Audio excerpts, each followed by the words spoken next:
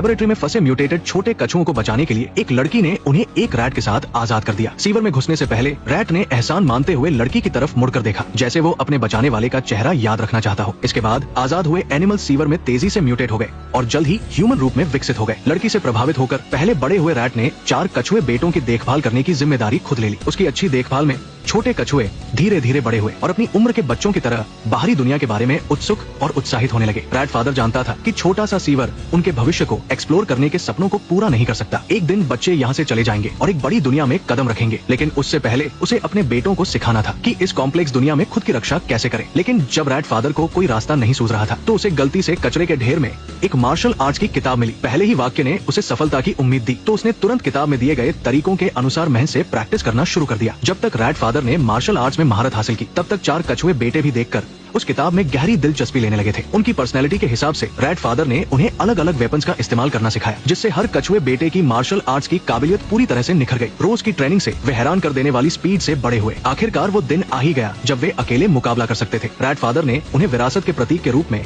Weapon सौंपे, इस उम्मीद के साथ कि वे अटूट विश्वास के साथ न्याय की रक्षा करेंगे। तब से मशहूर निंजा टर्टल सामने आए। चारों भाइयों ने खुद को हैंडसम ग्रुप नाम दिया। अपनी इच्छानुसार सीवर छोड़कर वे हर कोने में घूमते रहे, अपनी शानदार मार्शल आर्ट्स और हिम्मत से न्याय के लिए लड़ते और चुपचाप इस शहर की रक्षा करते रहे। लेकिन इन गुमनाम हीरोज के आने से जल्द ही अंडरग्राउंड के किंग कहलाने वाले बिगफुट गैंग को गुस्सा आ गया। उन्होंने जानबूझकर सबवे स्टेशन में घुसकर पैसेंजर्स को किडनैप किया और हंगामा खड़ा किया ताकि वे चारों भाइयों को बाहर निकालकर एक साथ पकड़ सके। एक रिपोर्टर होने के नाते शाओमी अपनी आदत के अनुसार चुपके से अपना मोबाइल निकाला ताकि बदमाशों के क्राइम का सबूत रिकॉर्ड कर सके। पर जब उसकी जान खतरे में थी, सबवे स्टेशन की लाइटें अचानक बंद हो गई। तेज स्पीड से गुजरती ट्रेन के साथ 4 मजबूत परछाइयां भूतों की तरह लगातार दिख रही थी। फायरिंग के बीच वे तेजी से घूमे और जल्द ही सभी बदमाशों को हैंडल कर लिया। फिर खुशी के नारों के साथ वे गायब हो गए, ये पता लगाने के लिए कि कौन चुपचाप इस शहर की रक्षा कर रहा है। शाओमी ने चारों भाइयों का पीछा किया, लेकिन जब वो मुश्किल से सीढ़ियां चढ़कर ऊपर पहुंची तो उसने देखा कि छत पर कुछ बड़े कछुए खड़े थे जो बिना किसी झिझक के अपनी बड़ाई कर रहे थे कि उनका पिछला एक्शन कितना परफेक्ट था। अचानक फ्लैशलाइट ने तुरंत उत्साहित 3 भाइयों का दिमाग ब्लैंक कर दिया। शाओमी ने ये देखकर मौके का फायदा उठाकर वहाँ से निकलने की कोशिश की, लेकिन इससे पहले कि वो जा पाती, एक चेन अचानक आसमान से गिरी और उसे सीधे छत पर खींच लिया। अपने सामने अचानक एक विशाल मॉन्स्टर को देखकर शाओमी इतना डर गई कि कुछ बोल नहीं पाई। लेकिन शुक्र है कि सामने वाला वायलेंट नहीं था। उसने बस नरम आवाज में उसे फोटो डिलीट करने को कहा। अपने सिर पर लगे मास्क से उसे डराने से बचने के लिए येलो टर्टल ने खुद ही पट्टी हटा दी और अपना असली चेहरा दिखाया। सोचा नहीं था कि जो शाओमी कुछ सेकंड्स तक टिकी हुई थी, उसका चेहरा देखकर बेहोश होकर जमीन पर गिर पड़ी। खैर, कछुओं ने उसकी हालत का फायदा नहीं उठाया। उन्होंने बस शाओमी के मोबाइल से फोटो डिलीट कर दी और उसे धमकाया कि वो किसी को भी इस बारे में न बताए, वरना भाइयों के बुरे बर्ताव के लिए तैयार रहे। फिर वे जल्दी से अंधेरी रात में गायब हो गए। जानी पहचानी गलियों से होते हुए सबने अपनी अपनी स्किल्स दिखाई और एक दूसरे से आगे निकलने की होड़ में सीवर में कूद गए। इसके बाद वे तेजी से रुकावटों से बचते हुए सफलतापूर्वक बेस पर लौट आए। हालांकि उनके एक्शन बहुत धीरे थे, इस डर से कि वे अपने सख्त फादर को परेशान न कर दें। फिर भी वे पकड़े गए। कमांड तोड़ने और बिना परमिशन के बाहर जाने पर अगर वे कोई वजह नहीं बताते तो सजा तो मिलनी ही थी। पर पूछताछ करने पर चारों भाइयों ने अपना मुंह बंद रखा और कुछ भी बताने को तैयार नहीं थे। कोई चारा न होने पर रैट फादर को इन जनरल्स को काबू में करने के लिए मुश्किल बढ़ानी पड़ी। लेकिन पूरे 3 दिन और 3 रात बीत जाने के बाद भी कछुए बेटे दांत भींचे हुए टिके रहे। ये देखकर रैट फादर ने अपना आखिरी दाव खेला। उसने खाने का लालच दिया, जिसने तुरंत येलो टर्टल के इरादे को तोड़ दिया और उसने सारा एक्शन प्लान बता दिया। लेकिन जब उसने सुना कि बिगफुट गैंग से होस्टेजेस को बचाने के बाद शाओमी ने उनकी फोटो खींच ली थी, रैट फादर को तुरंत महसूस हुआ कि कुछ गड़बड़ है। उसने जल्दी से अपने बेटों से उसे वापस लाने को कहा ताकि सच्चाई बताई जा सके। दरअसल 10 साल से भी पहले शाओमी के पिता को बिगफुट गैंग ने मजबूर किया था एक ऐसी दवा बनाने में जो जेनेटिक म्यूटेशन कर सकती थी और इसका टेस्ट रैट्स और कछुओं पर किया गया था। लेकिन जल्द ही उसे पता चला कि बिगफुट गैंग का लीडर ब्रदर चांग इस दवा को एक वायरस में बदलने और फिर एंटीडोट बेचकर दुनिया भर से पैसा कमाने का प्लान बना रहा है। शाओमी के पिता अपने जमीर का बोझ बर्दाश्त नहीं कर सके और उन्होंने चुपके से लैबोरेटरी में आग लगा दी। लेकिन डेटा को नष्ट करने के प्रोसेस में उनकी गलती से जान चली गई। खैर, संकट के समय छोटी लड़की सही समय पर आई और उन्हें बचा लिया। तभी कछुए भाई रैट की देखभाल में बड़े हो सके। लेकिन इससे पहले कि वे अपने बचाने वाले को थैंक यू कह पाते, बिगफुट गैंग ने एक पोजिशनिंग सिस्टम के जरिए सीवर में बने सीक्रेट बेस का पता लगा लिया। ये देखकर कि दुश्मन ने बम से 100 मीटर दूर की दीवार तोड़ दी है और अंदर घुस रहे हैं, रैट फादर ने जल्दी से अपने बेटों से शाओमी को लेकर कार से चले जाने को कहा, जबकि वो खुद सबके लिए टाइम हासिल करने के लिए वही रुक गया। ये देखकर रैट फादर तुरंत फाइटिंग मोड में आ गया। एक ही समय में 4 दुश्मनों के हमले का सामना करते हुए भी वो आसानी से लड़ रहा था। कुछ ही राउंड्स में उसने उन्हें आसानी से हैंडल कर लिया। वही कछुए भाइयों ने अपनी अपनी स्किल्स का इस्तेमाल किया, एक दूसरे के साथ मिलकर हमलावरों को रोकने के लिए टर्टल पंच का इस्तेमाल किया। लेकिन तभी बिगफुट गैंग ने अपनी सबसे मजबूत ताकत मेका समुराई को मैदान में भेज दिया। इससे रैट फादर पर तुरंत प्रेशर बढ़ गया। लेकिन फिर भी उसने अपनी समुराई स्वॉर्ड उठाई और दुश्मन का सामना करने के लिए आगे बढ़ा। मेका समुराई ने अपने सामने सामने इस रैट को बिल्कुल भी गंभीरता से नहीं लिया। उसने जल्दी से अपनी स्वॉर्ड निकाली और पहले हमला किया। हालांकि रैट फादर की ताकत कमाल की थी और उसके पास आम लोगों से बेहतर स्किल्स थी और वो अपने फुर्तीले मूव से कुछ फायदा उठा सका। लेकिन एडामेंटियम मेटल से बने एक हाईटेक मेका वॉरियर के सामने कोई भी शानदार मूव उसके डिफेंस को नहीं तोड़ सकता था। रैट फादर जानता था कि वो उसका मुकाबला नहीं कर सकता, इसलिए उसने सीधे दुश्मन के चेहरे पर हमला किया ताकि लड़ाई जल्द से जल्द खत्म हो सके। लेकिन मेका समुराई उसे आसानी से मौका कैसे दे सकता था। उसने जल्दी से अपने आकार का फायदा उठाते हुए मास्टर रैट को जमीन पर गिरा दिया। ये देखकर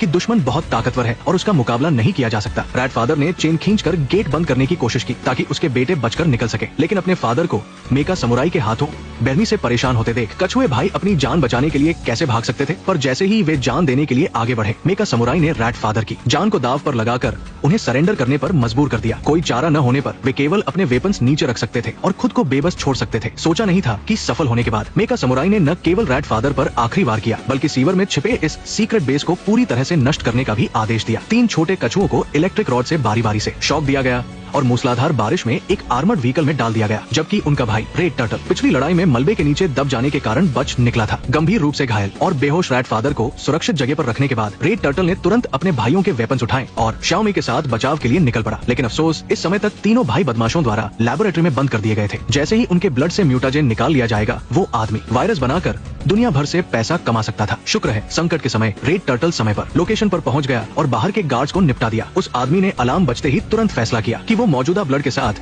शहर के सेंटर में जाकर वायरस बनाएगा और बाकी स्टाफ को यहीं छोड़ देगा ताकि वे तीनों की बची हुई वैल्यू पूरी तरह से निचोड़ ले। जब रेड टर्टल लैबोरेटरी में घुसा तो उसने पाया कि मेका समुराई पहले से ही वहाँ इंतजार कर रहा था। कोई चारा न होने पर उसे दुश्मन के साथ लड़ने के लिए हिम्मत जुटानी पड़ी, लेकिन दोनों की ताकत में बहुत बड़ा अंतर था। रेड टर्टल उसका मुकाबला नहीं कर सकता था। कुछ ही राउंड्स के बाद उसे मेका समुराई ने जमीन पर पटक कर बुरी तरह पीटा, ये देखकर कि उसका भाई मरने वाला है। लैबोरेटरी में फंसे पर्पल टर्टल ने जल्दी से शाओमेई को उन्हें एड्रेनालिन का इंजेक्शन देने के लिए कहा। जैसे ही शरीर में ढेर सारा जोश भरा, तीनों भाइयों को लगा कि उनके शरीर में कभी न खत्म होने वाली ताकत आ गई है। शीशा तोड़ने के बाद वे लड़ने के लिए बेताब थे, लेकिन अफसोस मेका समुराई पहले ही हेलीकॉप्टर से वहाँ से जा चुका था। उसे वायरस फैलाने से रोकने के लिए सब लोग जल्दी से सीवर के रास्ते आगे बढ़े और आखिरकार सेक्स टावर पहुँच गए। सोचा नहीं था कि बेसमेंट ओवरटाइम कर रहे भाड़े के सैनिकों से खचाखच भरा था। शुक्र है संकट के समय पर्पल टर्टल ने समय पर सिक्योरिटी सिस्टम को हैक कर लिया और गुस्से में आए वर्कर्स को दरवाजे के बाहर रोक दिया। टेंशन भरे माहौल को हल्का करने के लिए एलिवेटर में येलो टर्टल ने अपने ननचाकू से एक इम्प्रोम्प्टू परफॉर्मेंस शुरू कर दी। चारों बड़े कछुए छत पर पहुंचे और देखा कि मेका समुराई वायरस रिलीज कर रहा है। सबने बिना कुछ कहे फाइटिंग पोज लिया और दुश्मन का सामना करना शुरू कर दिया। लेकिन पहले ही मुकाबले में उन्हें दुश्मन की 3 लगातार किक से जमीन पर गिरा दिया गया। ब्लू टर्टल ने तुरंत अपनी लंबी स्वॉर्ड निकाली और जान की बाजी लगाने को तैयार हो गया, लेकिन वो उसका मुकाबला नहीं कर सकता था। एक ही पल में उसे दुश्मन ने उछलकर एक मुक्के से पलट दिया। मेका समुराई ने लगातार अपने लोहे के मुक्के चलाए और सीधे ब्लू टर्टल को नीचे फेंक दिया। ये देखकर